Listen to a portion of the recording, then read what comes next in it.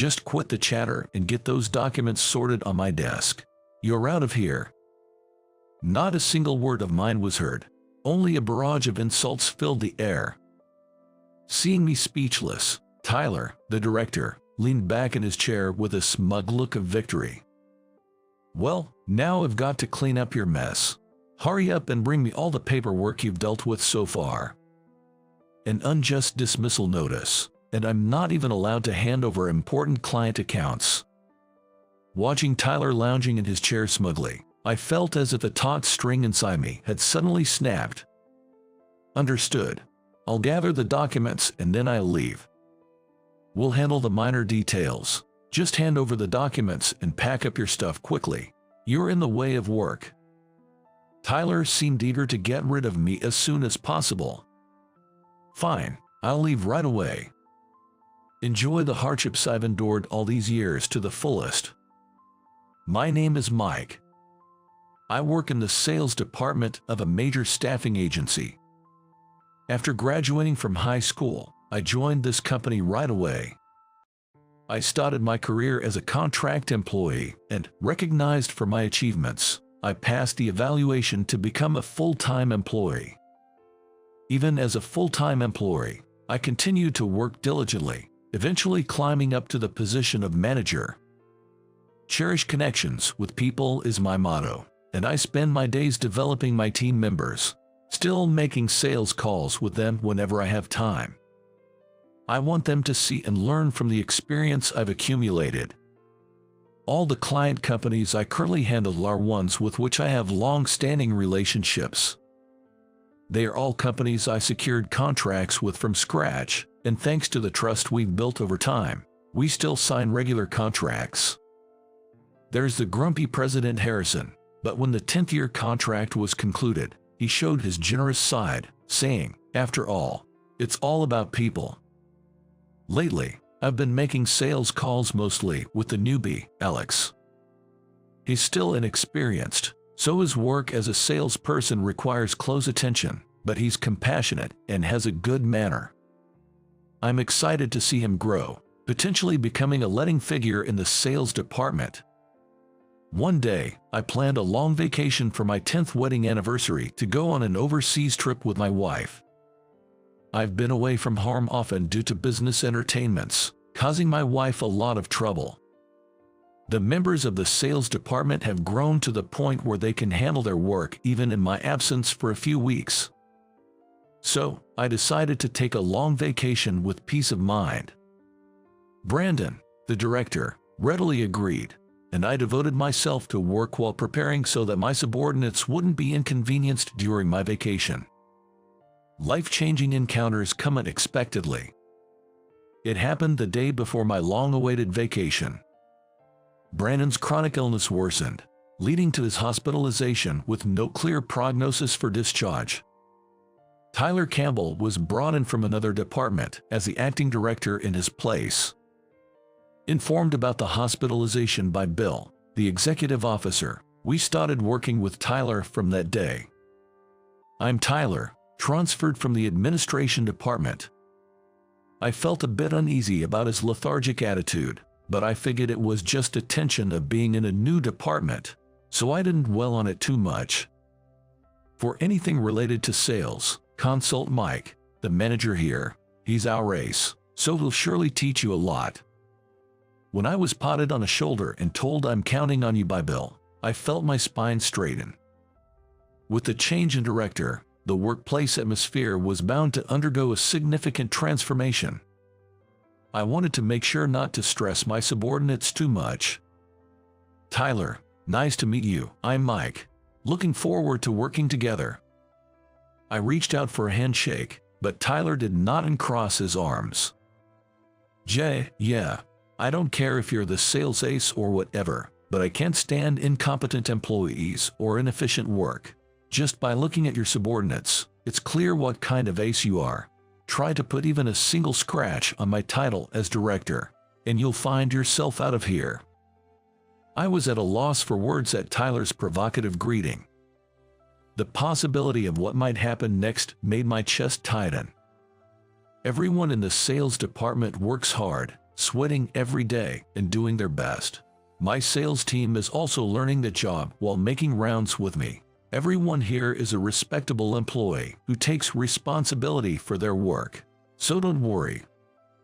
I was infuriated to have my subordinates called incompetent, so I replied with a bit of sarcasm. What a ridiculous answer. Hard work is the same as incompetence if it doesn't yield results. Well, it'll be clear soon enough just by observing the subordinates. Though I was itching to retort to his arrogant remarks, I remembered something crucial. I was about to take a long vacation and would be away for a while. Tyler, I apologize for the inconvenience so soon after your arrival to this department. I will be on paid leave starting tomorrow. Tyler frowned for a moment, then relaxed his mouth as if he had thought of something. I have already negotiated with the clients regarding the projects during my vacation, and the subsequent negotiations have been scheduled for after my return. In case of an emergency, I have asked Alex to contact me and handle it. Taking paid leave at a time like this must be nice to be the ace. Well, fine. I'll take a good look at how your subordinates work in the meantime. If anything goes wrong, you'll take responsibility, right? Tyler provocatively challenged me with a scheming look. It was regrettable to leave my subordinates behind, but canceling my leave now would only inconvenience them and my wife. I decided to trust my subordinates. Yes, I will take full responsibility for anything that happens. Tyler smiled smugly and sank deep into his chair. After everyone had left, I considered the risks that might occur during my absence and created a manual document so that my subordinates could handle them, leaving a copy on each of their desks. 2 weeks later, I safely returned from my overseas trip and my long vacation ended. I had told Alex to contact me immediately if anything happened, but the lack of any news during the 2 weeks made me anxious. And then, on my first day back at work, arriving earlier than usual, I found Alex looking haggard with dark circles under his eyes. Alex, what happened to you, looking so worn out? Mike, you're back today, right? Actually, I think I made a mistake with a quotation. I'm currently rushing to correct it. Tyler said I'd be fired if I don't redo the quotation before he arrives. My worst fears had come true. But even if Alex made a mistake with the quotation, the final review and decision should have been Tyler's responsibility. Without Tyler's approval, the quotation wouldn't have been sent to the client. Did you show that quotation to Tyler? The final decision is up to him, so it shouldn't be your responsibility. What do you mean? Tyler said that since it's a regular client, his final review wasn't necessary, and he sent me out on the sales call without it. Looking at the quotation, I felt a pang of anxiety. This was for a client company with a difficult President Harrison. He is strict about time and manners and would never forgive such a simple mistake. I had always taken great care to ensure not a single error from the beginning of our contract. Final reviews are mandatory. Didn't I write it in red in the manual I left on everyone's desk? Manual? What manual? It turned out that no one knew about the manual I had prepared and left on each desk the day before my vacation. I immediately had a hunch. Could Tyler have disposed of the manual? While I was pondering this, Tyler arrived at work. Oh, finally back. We had a tough time while you were gone. Especially your promising newcomer messed things up big time. Tyler started complaining about the subordinates the moment he saw me, so I kept silent. After he finished his litany of complaints, I finally spoke up. Tyler, to prevent my subordinates from struggling, I left a manual on everyone's desk. It even mentions that your final review is mandatory. Weren't you aware of it? Manual, what's that? The one who neglected the final review was Alex. He went on the sales call without showing it to me, causing this mess. Thanks to him, I had to apologize. Tyler's voice grew increasingly agitated. Looking at Alex's face, he was pale, staring at Tyler in disbelief. I was immediately convinced that Alex wouldn't make such a simple mistake. I can hardly believe that Alex would take a quotation to a client without the final review. He said he tried to get confirmation from you but was told it wasn't necessary. Don't you remember that? What? You're saying it's my confirmation mistake that led to the wrong quotation being sent to the client? That's preposterous. Incompetents only know how to blame others. How are you the sales ace if you can't even prevent such a trivial mistake? Tyler's tirades intensified. There's no proof I placed the manuals on everyone's desks, nor evidence to clear Alex's false accusation. Arguing further seemed futile. I believe what Alex says. However, there's no evidence that you're covering anything up. The whereabouts of the manuals I placed on the desks are also unknown. Please wait until I find the evidence. I showered him with words akin to a declaration of war and returned to work. You've made a fool of me time and again. You'll regret going against me. With that, Tyler disappeared somewhere. While catching up on accumulated work, I pondered how to address the false accusation regarding the quotation. Alex kept apologizing to me, looking remorseful. If you believe you did the right thing, stand tall. It's okay, I believe in you. For now, let's take the correct quotation and apologize to the client. I took Alex with me to apologize to the client concerning the quotation. Having informed them in advance about my long vacation and having made several visits with Alex, we managed to get their understanding for this incident. Mr. Harrison said as we were leaving, I judge anyone who makes even a single small mistake as someone who lacks respect for others. It's a phrase he often repeated to me. With my shoulders slumped and gaze lowered, Mr. Harrison continued to speak to me. But Mike, you hadn't made a single mistake in these 10 years, so I decided to overlook it this time. With those parting words, he returned to his office. It wasn't a contract termination, thankfully. Thank you so much, Mike. Alex's relief and trembling voice painfully convey his emotions. It's been a good experience. Let's make sure to cover for each other so this doesn't happen again. I hope we can somehow maintain a good relationship with Tyler.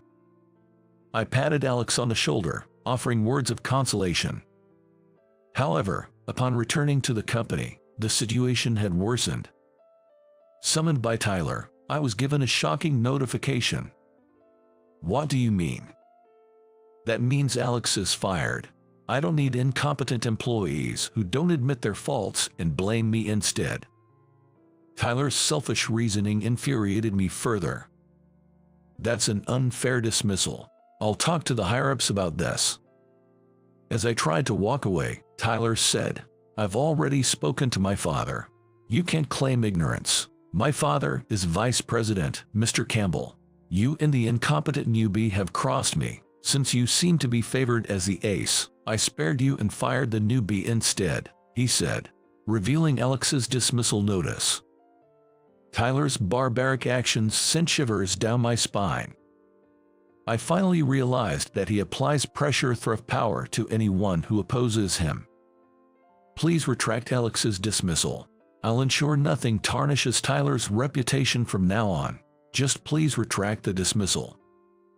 I pleaded desperately with Tyler. My pride was nothing compared to unjustly fired Alex.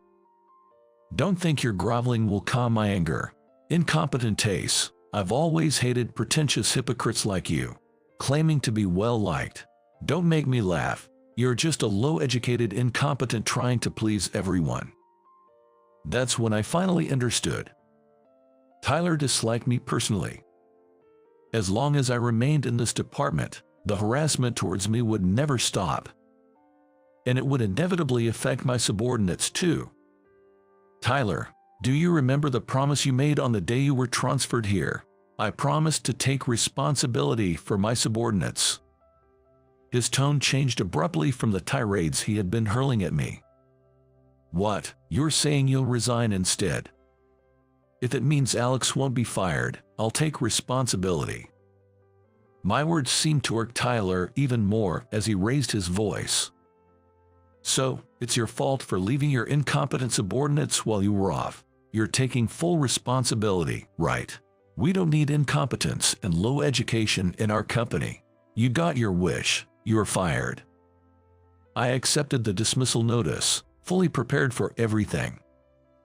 After briefly greeting my subordinates and attempting to at least hand over the client accounts, just stop the chatter and get those documents sorted on my desk. You've got no place in this company anymore.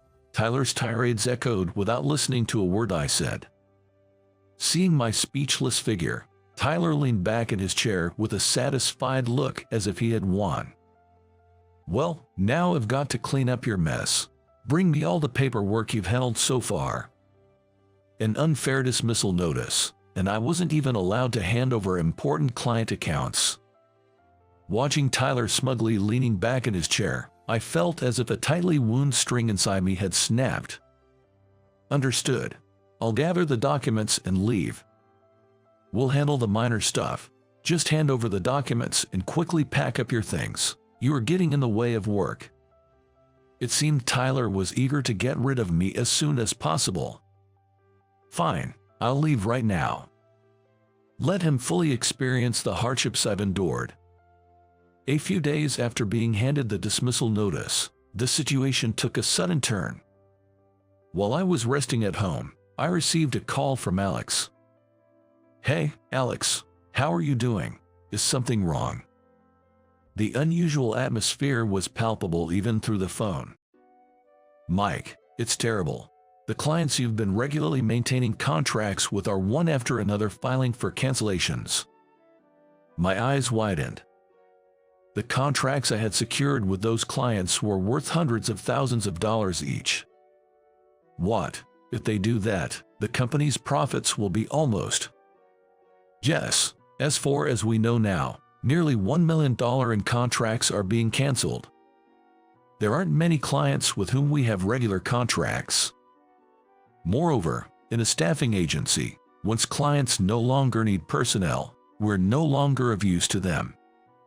To renew annual contracts, we had to constantly present how we could contribute to their profits and work beyond the typical scope of a staffing agency to improve their business alongside them. We transitioned from merely sending personnel to becoming partners, hand in hand. It was crucial to regularly visit the clients, understand their current needs, how we could increase their profits, and empathize with the challenges faced by the president and the company. As the sales manager, I valued this above all and made it a point to visit the clients myself. Now, it was all falling apart. There was only one other thing that came to mind. With that thought, I headed straight to the office. Upon entering the floor, I saw the staff bustling about, busy with phone calls. When I looked for Tyler, he was deeply slouched in his chair, seemingly lost in thought. He probably couldn't find any solution. Tyler, what's going on here? He looked up in surprise as he heard my voice.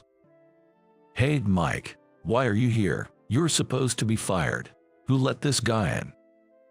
Tyler's shout echoed throughout the office. The staff looked around in fear. I informed him, if things continue this way, all contracts will be terminated, leading to significant losses for the company. We need Mike's help. Alex raised his voice to Tyler like I'd never heard before. What an outrageous act. He's no longer a manager. We don't need help from someone who's been fired from the company. That's what incompetents think. First, tell me what happened. I heard all the clients filing for cancellations are the ones I had regular contracts with. I have a responsibility here. Tyler seemed taken aback by my words. That's right. Yes, it's all because I had to clean up your mess that we're in this situation. If you had completed your work properly before leaving, none of this would have happened. Your departure has caused a huge loss to the company's profits. I was astounded by Tyler's absurd excuses. Tyler, blaming others is something incompetents do, right? That phrase fits you perfectly now. Hearing my words, Tyler's face turned red, and he murmured to himself while sinking back into his chair. So, Alex, can you explain the situation? While Tyler was disheartened, I focused on understanding the situation. According to Alex, the lack of detailed handover from me led to miscommunications with the clients. Negotiations weren't as smooth as before, resulting in a barrage of criticisms from them. Suddenly, the clients were dealing with unfamiliar staff members without any explanation, and to make matters worse, Tyler later visited them, nonchalantly proposing increases in contract fees. Understandably, the clients were furious about the sudden talk of raising fees. Despite the backlash, Tyler continued to visit clients, only to propose increases in contract fees. And today, just before the contracts were up for renewal, there was a flood of cancellations. Tyler, you might not have known, but many of the presidents of my clients are difficult people, especially when it comes to delicate matters like money. You need a strong relationship of trust. If it were me, I'd be trembling. As I reflected, the hard work I had put in over the years flashed before my eyes. That's not my concern. Sure, I may be less educated and less capable in your eyes, but in exchange, I've always valued connections with people more than anything. It's by respecting these relationships that I've managed to generate profits that now shape the foundations of our company. Don't you dare act all high and mighty. This is my company. Don't you oppose me. Tyler's voice grew even harsher. At that moment, a phone rang. The internal phone on Tyler's desk started ringing. Tyler's body trembled slightly as he hesitantly picked up the phone. This is Tyler. Yes, right now, yes. Tyler's voice became fainter and fainter. Surely, the top management had been informed of the serious situation. Such a significant loss would obviously impact the company's management. Mike, too, yes, he's here. As expected, my name was mentioned. Most of the clients in question were mine, so it was inevitable. And from the way Tyler spoke, could it be he kept my dismissal a secret? Hey, Mike, there's an emergency executive meeting. Come with me. Tyler shouted as if venting his anger at me. Quietly following Tyler, I prepared myself for the upcoming Q&A session in the meeting. The emergency meeting took place in a large conference room. Tyler and I took a moment before opening the door. Bill and even our CEO, Mr. Richardson, were in attendance. Tyler, we'd like you to explain the circumstances leading to this situation. Tyler's expression changed, and he began to speak in a feeble voice. While Mike was on extended leave, a problem arose with a quotation from a new employee, and when I reported it to Mike, he accused me of being responsible. I was stunned by Tyler's false confession. Mike then went absent without leave. In the meantime, I was advancing negotiations with his clients, but without any handover from him. The trust from our clients crumbled. Tyler, that's because you. I couldn't hold back and interrupted. I apologize for the inconvenience caused by my inadequate guidance. Tyler apologized, cutting off any further discussion. I was utterly appalled by Tyler's responses, all aimed at self-preservation until the very end. I see, Mike, is this true? Hearing Bill's question, Tyler glared at me. Even if Tyler was the son of Vice President, Mr. Campbell, I had already been dismissed. There was no reason for me to cover for him now. No, not a single thing he said is true. I then recounted everything, from Tyler's tyrannical behavior and unfair dismissal to his barbaric negotiations. Vice President, Mr. Campbell, stood up in disbelief at such selfish behavior. After finishing, I added one last thing. Therefore, I am no longer a manager here. I am a former employee who was unjustly dismissed. The executives began voicing their opinions amidst the conflicting accounts. At that moment, there was a knock on the door. "Excuse me," a familiar voice said as Alex entered. "I apologize for interrupting the meeting. I am Alex from the sales department. I have brought evidence to prove Mike's innocence." He then took out a recorder. Alex had been recording Tyler's actions and words during my absence. When I returned to work after my days off, during the rough negotiations, and even in today's interactions, everything was recorded. Alex, how dare you do this? That's not my voice. It's different. But it was clearly Tyler's voice, unmistakable to anyone who heard it. After the recording was played, Vice President, Mr. Campbell, Tyler's father, stood up immediately. I sincerely apologize for letting my foolish son conduct himself so poorly. He will be duly punished for his actions.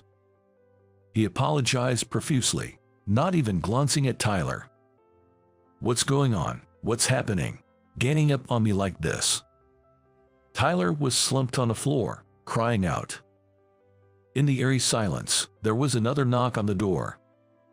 When Alex opened the door, there stood President Harrison, who was known for being hard to please and with whom we had a long-standing contract. Why are you here? Then, Vice President, Mr. Campbell, approached the door and spoke up. He's a friend of mine. He was worried about Mike and contacted me today. Turns out, they were classmates. Given President Harrison's temperament, it had always been a secret that he was under contract with the staffing agency of Vice President, Mr. Campbell, but my sudden disappearance had concerned him, prompting him to reach out. I sincerely apologize for my abrupt change in handling and my disrespectful behavior. Touched by President Harrison's concern despite his challenging personality, I apologized for tears for the rude negotiations. He mentioned that if I would return as a responsible person, he would renew the contract. Apparently, he had just arrived when Alex came in and had overheard everything. Knowing I had been unfairly dismissed, he decided to re-contract with us. Would you come back as our star player? I nodded eagerly. With Tyler speechless, applause and cheers erupted from everyone. Then, I shook hands with Alex, expressing my gratitude for his brave disclosure. Afterward, I visited each client who had sent a contract termination notice to apologize with a gift. I explained the company's recent scandal and secured recontracting under the condition that I would return as their representative. Some companies refuse contract renewals due to scandals, but most have agreed to re-sign, each of them saying the same thing. They all said, "We want to entrust it to you because it's you, Mike." I might be considered low-educated and incompetent for only having a high school diploma. But as President Harrison said, the future of a company is built on relationships. Thanks to Tyler, I've come to want to spread this belief even more.